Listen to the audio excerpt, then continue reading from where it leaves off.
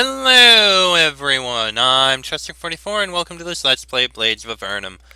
Last episode, we managed to sneak our way out of the town of Vicada, filled with the very aggressive people there. We've made our way to this other town, which apparently is also technologically advanced, but also probably about to be attacked by Vicada. So we have to go in and speak with them. Well, they have fences and walls, so that's definitely a good thing.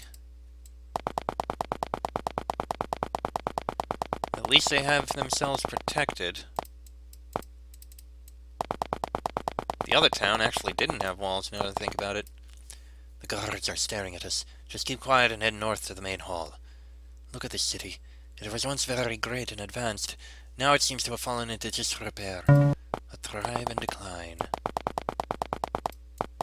North to the Great Hall, meaning that. I'm just gonna look around a bit. Just uncover things.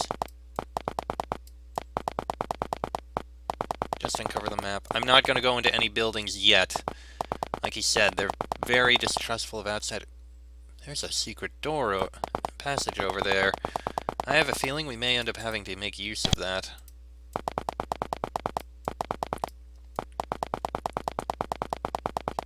I'm just uncovering the outside here. Once I do, we'll go into the hall. We'll make it our first stop. We may as well.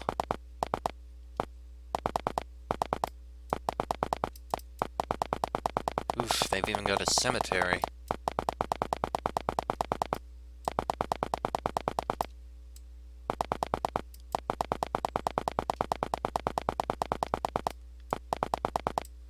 Alright, let's head into the main hall here.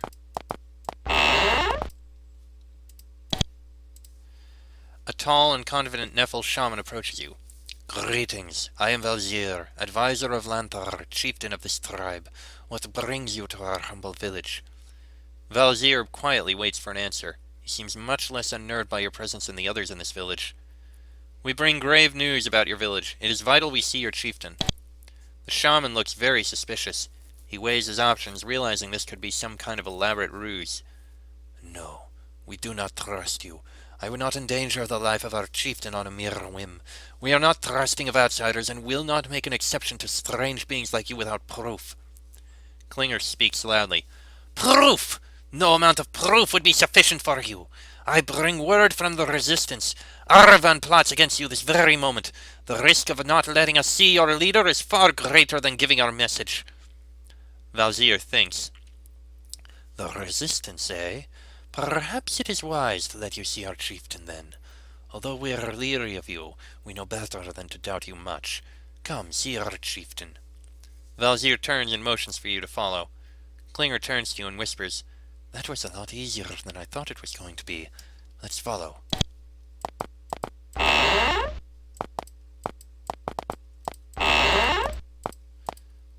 Well. Fish, mushrooms, nothing. Dried meat.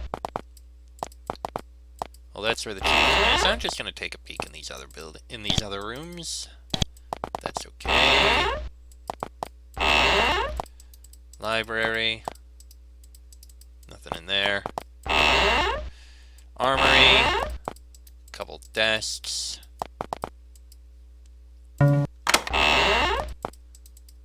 Probably the chieftain's private chambers.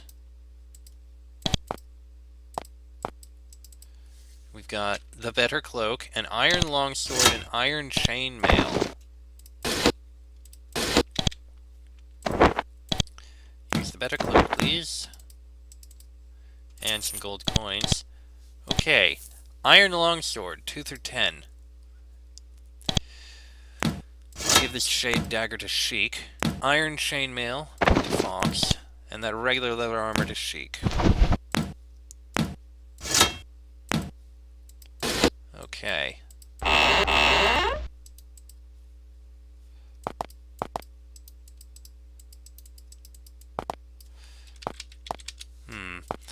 Okay, moving on. Chieftain of Asmur, I, Klinger of the Resistance, bring you grave news. Our common enemy, the expansionist tribe of Vikida, is at this very moment preparing an assault upon your village. The attack could arrive at any moment. Our Avernum tribe have already mercilessly purged several villages. She will definitely give you similar treatment. We also bring evidence that your tribe has been infiltrated. He hands over the note from Aravan's journal. Lanthar looks somewhat disturbed. This was from Aravan's journal. You should trust us. Please heed this warning. We share a common interest, and you must take up arms against the imminent threat you face. Lanthar ponders Klinger's plea. We have seen the actions of Aravan and her insanity. We wish to stay out of these conflicts, and we have indicated to her we want no part of her quest. This news hardly surprises me. A plan to ward off the forces of Vikida has already been developed. Your warning has confirmed our fears. Now we must enact the plan.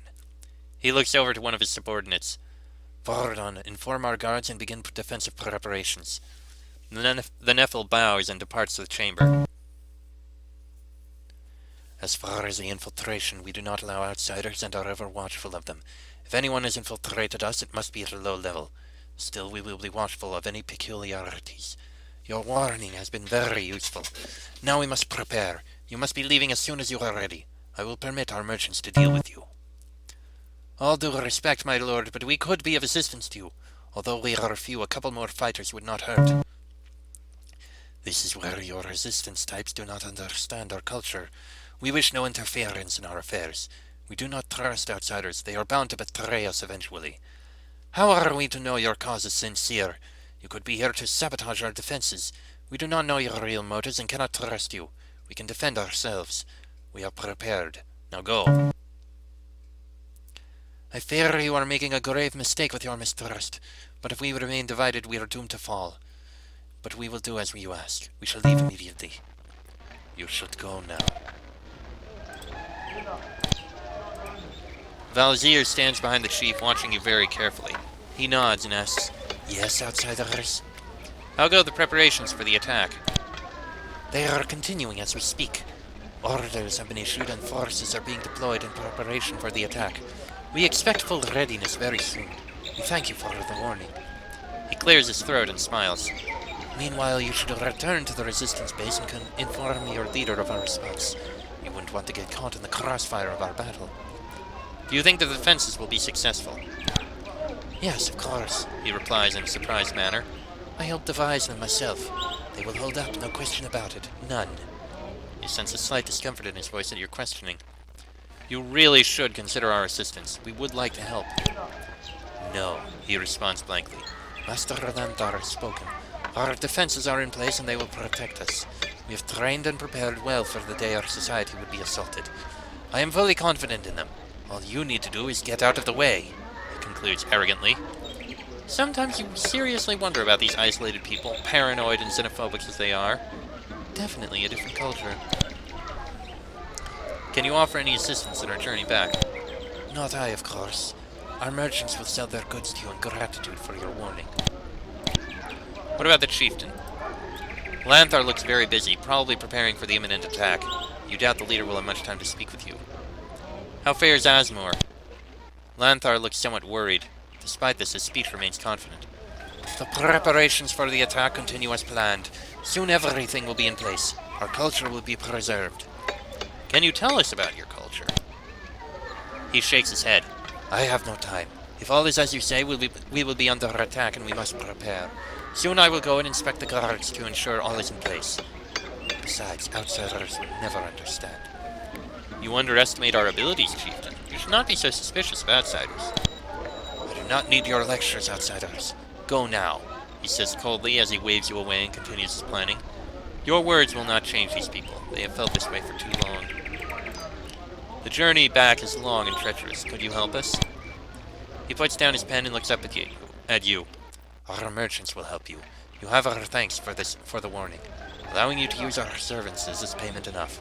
They will help you as best they can. You know you should reconsider our offer of helping you. No. Alright then. Let us move on. We can now investigate all of these buildings. Oh, there's nothing in here. I don't know what defenses they have, But I can only hope that it's enough. Guard in that storage room. Hey, level up for someone. For Draco. And we got some more herbs. Rude dagger and shirt. Nothing in there. Alright, let's take a look in these. Nothing in that one. There is someone in this one, though. But he won't speak with us. Nothing in there.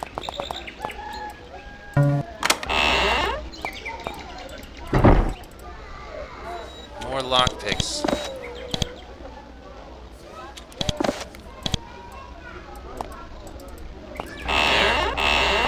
Nothing in that building. That one. Ah, a priest. The shaman watches you very closely with extreme suspicion. It is as if the presence of outsiders deeply offends him. You seriously doubt you will get much assistance from him. What can you tell us about Asmur? He responds unwillingly. All you see is what there is to know. We prefer to be left alone and not mess with the affairs of the outside world. We are happy here, but there is only sadness. That is all I can tell you about this outsider. Can you provide assistance to us? Yes, I have been told to provide what assistance I can. I am learned in the healing arts and can provide full healing for 100 gold per person. I don't require healing. Perhaps you could help with something else. Spells, perhaps? He shakes his head. Teaching an outsider is not in the realm of help I was told to give. That would be an egregious crime to commit. No, only healing. That is all I can offer you. Okay, then. Never mind. Regular Neffel. What we got in here? Some coins. And a robe. Nothing in there. Regular Neffel in there. Only a few places left to look. Ah, one of the merchants. The merchants of Asmur hesitate to deal with you. Their culture strongly emphasizes isolation from all other tribes, and you are from a land far stranger to them. However, the chieftain has ordered them to deal with you. They do not make conversation. They immediately present their goods without a word. Okay, then. Well, there are weapons and armor and the like. Nothing I need to buy, though.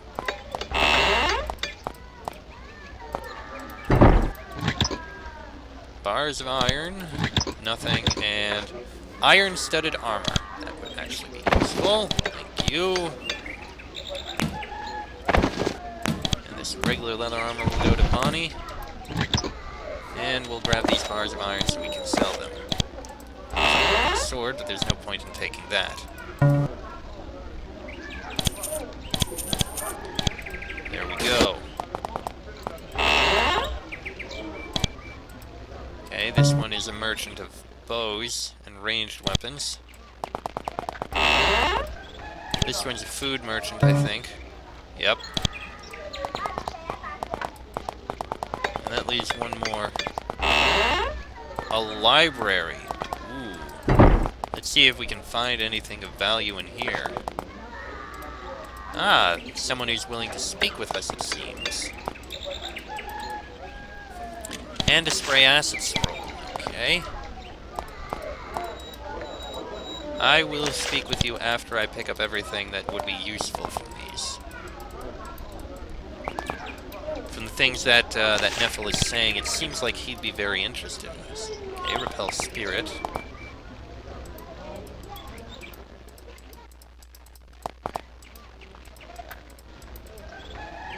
An unidentified scroll. Fascinating. Probably not helpful to us at all.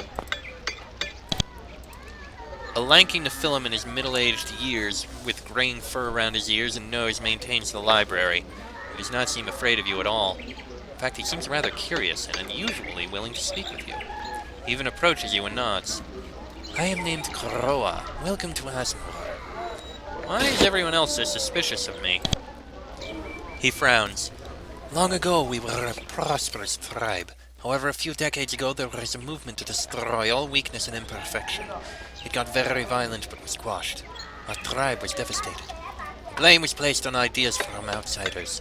From a scholarly standpoint, this was not true, but tribes have a habit of projecting their negatives. So our elders declared that all contact with the outside world cut off. We were all afraid then, and in the years that followed, we became paranoid. I know now that this is not merited, but just about everyone else refuses to give up those prejudices, despite evidence to the contrary. And are you aware that Vigida is pursuing the same movement? He shakes his head. The fools, can they not see that such things are a waste of good life? He begins to ponder lamentingly. You would think they would have remembered us. If we do not learn from our mistakes, we are doomed to repeat them. I suppose they will learn in time. Nonetheless, thank you for the information. I get to hear so very little of the outside world in this climate. It will definitely aid in my understanding of our history to know this. How do you think these ideas came about? I'm not sure yet. The records from those years are sketchy and many were lost. The odd thing is that they seemingly sprung up over a very short period of time among many people. We did, however, have many expeditions going on at the time. A few of these expeditions are surprisingly secret. I suspect they are coded in tribal scrolls, but I am unable to see them. Tell me about the tribal scrolls. Only the chieftain can see them, and are very well hidden and protected. Rumors say that the scrolls contain the ancient secrets of the power behind the revolutions. That's why no one but Landar may read them. I have tried to convince Landar to let me view them, but custom forbids this. So then where did the ideas come from? I don't know. Our period of great advancement began quite suddenly. Knowledge and ideas from nowhere. This leads me to believe the cause of the dark ideas, as well as our great technological advancements, may not be our own. I call it my beyond natural theory. While it is popular to believe our destructive doctrine of production came from outsiders, it is unpopular to believe our golden age of advancement came from the same source. I suppose I've learned that people will only believe what they want to believe, regardless of the truth. Is it frustrating to have your research ignored? He scowls softly. Yes, it is. People have a habit of believing what they want to believe, regardless of what evidence says otherwise. I'd be willing to bet your civilization has similar attitudes. Seems present just about everywhere. Are you the librarian? Yes, I am. I do many scholarly things here as well. Most of the time, however, is spent maintaining this library. The forest is damp, full of bugs, and with lots of other things unfriendly to paper. It is a constant struggle to maintain this place. I often find myself recopying old documents when the paper becomes worn. It is very expensive, and my funding is quite inadequate. I've been forced to resort to selling scrolls that I make. The hunters use them for defense, and I get some money to help maintain this place. May we buy some scrolls? We could. Arcane Blow, impressive, but I'm not going to buy anything. That's all for now, thank you. I'm curious about these tribal scrolls. That must be what this passage in the back here is for. Seems to be near the top there. Must be a secret way in. Let's see.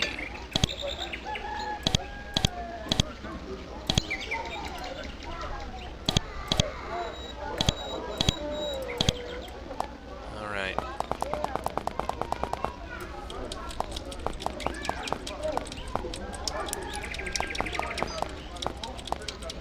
Alright, it seems there's no way through there. I guess our only choice now is to leave. Then let us leave. Oh! Ah! Village under attack! We can help. No, a chieftain says not. Stay here.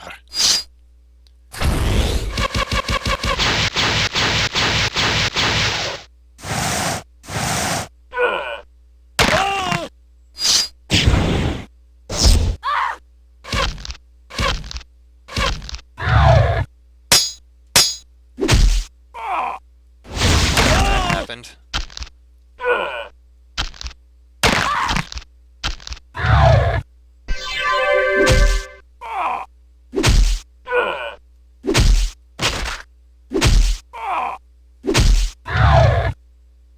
My gods! Our chances? Slim. Our people being slaughtered as we speak. This hall is our last stand. Vordon is missing. No one has seen him since the last meeting.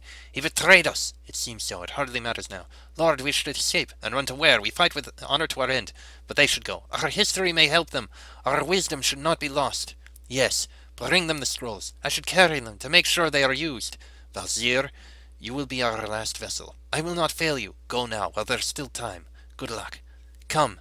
There is a passage in the farthest room of the eastern part of this hall. We must hurry. Well, that was fast. Lanthorn looks very ghostly. He knows the time is running out for him and his village. His defenses have failed and his people are being slaughtered. It appears he waits for the inevitable. He turns to you and says hoarsely, "Get going! There is an escape to the east in one of the offices. Valzir will show the way. Go before it is too late." We have no choice. We must run. Time goes short. Go! Alright then. Let me do a quick training before we run through. Ooh. Ooh, Fox got a lot. Brought his intelligence up to 5. I love it. Sheik.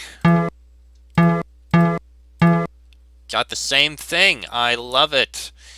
Point in defense. Sure. Bonnie. Dexterity, strength. And point in bows and hardiness. And Draco can't get much, but can get a bit. Okay, we'll take it. You climb down a passage dug out of dirt and held by wooden supports. As you do, you hear the sounds of screams and shouting. The great hall of Asmur is about to fall. You move quickly down the passage. Eventually you emerge in thick brush. Valzir turns and collapses the tunnel with his magic so no one may follow. You have just escaped Asmur.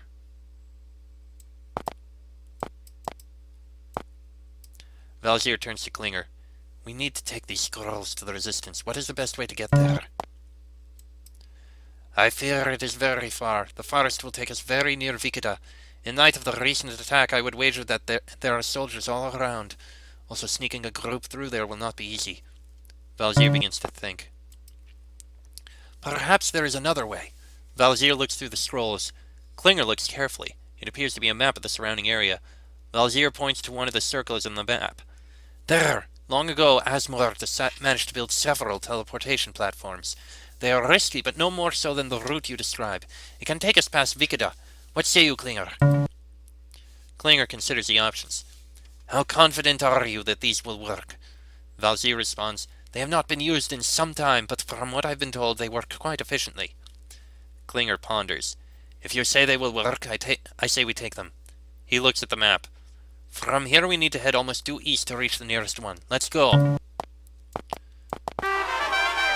Well, first we gotta fight 7 bears.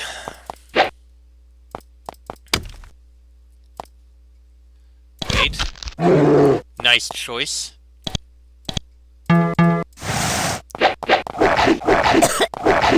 Ah, crap! I gotta reload now. Damn it. Reloading.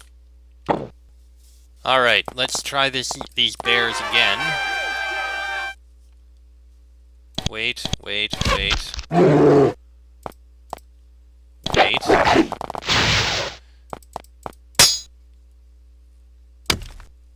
And now, you can fire an arrow. You can finish off those 3. Perfect.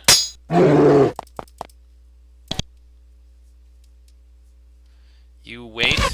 Okay, we got through the bears. Good. Apologies for that awkward cut. The phone decided to ring. Anyway, we need to head to the east here. Alright. So far, so good. And wolves and wargs. Quite a few wolves and wargs, and I did not realize you were wounded. Fine, get a healing on there. I wish we could get a better Ice Lance's spell off. Not the most ideal choice, in my opinion, but I'll take it. Nice choice. You can finish off that warg and those 2 wolves.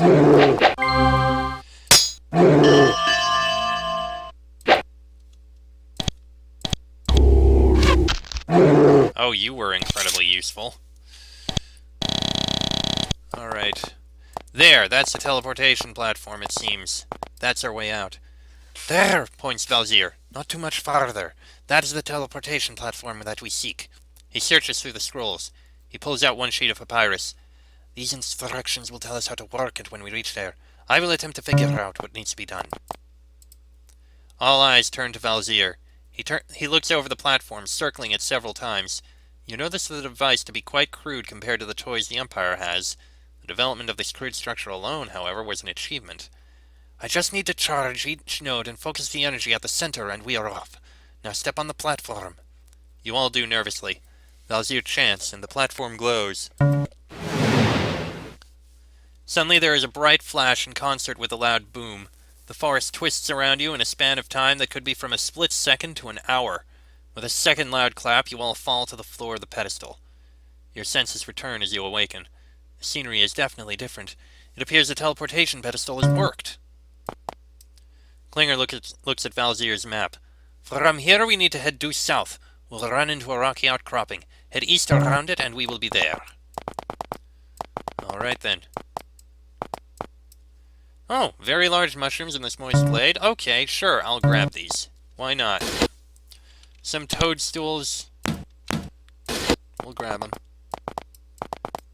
Oh, this is curious. You discover a mysterious marvel of engineering. Several large stone pillars have been erected here in a circular pattern. Centuries, perhaps even millennia of erosion has worn away at the spires. It is really quite impressive. Unfortunately, there is no marking to tell you who erected this structure and for what purpose. Fascinating. I wonder if stepping on the center of the stone circle will do anything.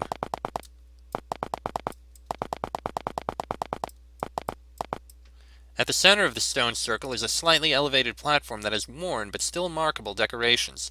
It must have been quite a sight when it was new. At the center of the platform is a glowing rune. It is a gold triangle with a circle at each point colored red, green, and blue. The necklace! Hold on. We have something for this. So what if... On a hunch, you get out the amulet you found. You notice that the rune patterns match precisely. You hold the amulet up to the rune on the platform and it glows a bright, blinding white. The rune forms into a magical gate, a teleporter. You wonder where it will take you. Enter the portal.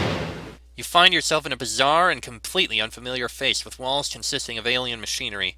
The air is very stale and dry. No scent or sounds are apparent. You have no idea where you are. Fascinating. These runes radiate a force field. You cannot continue down this passage. This room may have been a lab. There's a pentagram on the floor with lab-like equipment all around. You notice a crystal container in the corner. Unfortunately, this is too alien to know what this room is for. Cosmos gloves. +1 to luck. Interesting. The narrow, cramped passageway opens up into a much wider chamber filled with all sorts of weird contraptions. You have no idea what anything here does. If you had to guess the function of this room, you would say that it was used for the manufacture of crystals. Seems like the process was interrupted midway through, as a crystal sits in the middle of formation. Compare this to 3 other crystals on pedestals that are much better formed. You notice those crystals emit a weak glow. This crystal does not appear to be fully formed. It is much smaller and misshapen compared to the other crystals. It also lacks the dim light the others possess. There's a lot of machinery here to fabricate these devices, but you do not even know where to begin operating them. A crystal glows dimly here. For some reason you have the urge to touch the crystal. It could be quite risky. Touch the crystal. Fox? You touch the crystal and it glows slightly. A strange vibration fills the air and your minds twist and warp. It is not painful, very disorienting. When everything goes back to normal, you feel strangely smarter. The crystal grows dim and then all light fades out of it altogether. This must have been only meant to be used once.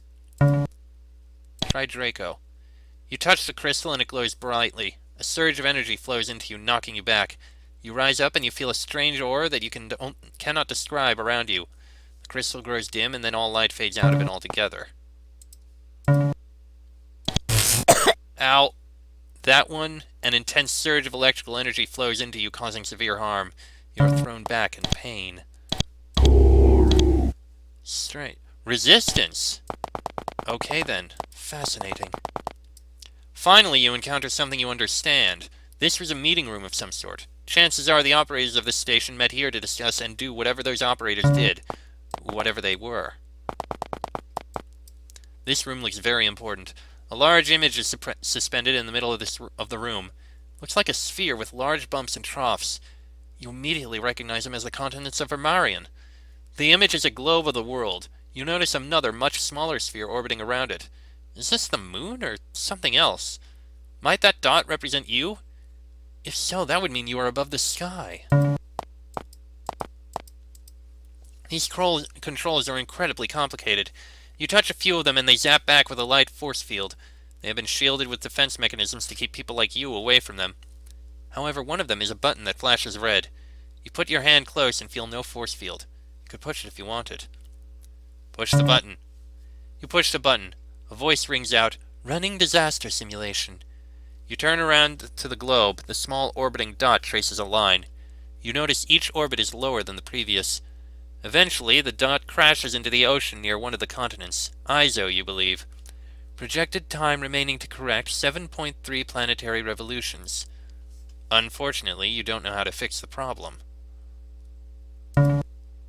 Using your good education, you know a planetary revolution is a year. The simulator measures time in planetary rotations, or days.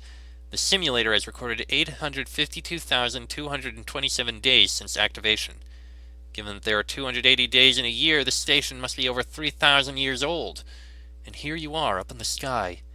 You still have no idea what beings could possibly create something so magical. Fascinating. So, okay, we can't go down this passage. Fascinating. So we're... Enter the portal back. Okay. So, just to recap here. What we saw there was a space station run by aliens made 3,000 years ago. And according to what it said, something is going to crash into the planet by the continent of Izo within 8 years. I think. Okay! That was random!